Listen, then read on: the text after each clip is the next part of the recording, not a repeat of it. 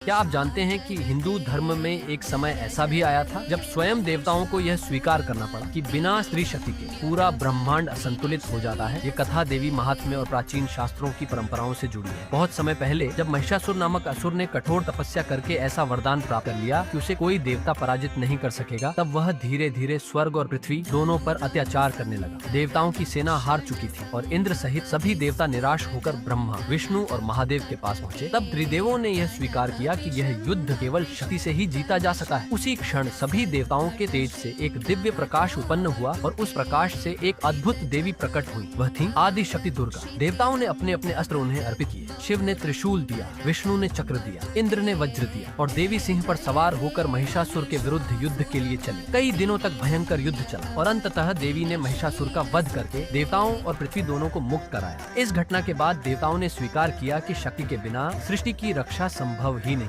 इसलिए हिंदू दर्शन में स्त्री को केवल सम्मान ही नहीं बल्कि देवी का स्वरूप माना गया है। ये कथा हमें याद दिलाती है कि शक्ति, करुणा, धैर्य और सृजन, इन सब का स्रोत स्त्री ही है। और शायद यही कारण है, प्यार है कि हमारे शास्त्र कहते हैं जहाँ नारी का सम्मान होता है वहाँ देवता स्वयं निवास करते हैं। इस महिला दिवस पर उस दिव्य शक्ति को प्रणाम करें जो माँ, बहन, पत्नी और बेटी के रूप में हमारे जीवन को पूर्ण बनाती है। जो नारी शक्ति को देवी का रूप मानते हैं वे कमेंट्स में जय माता दी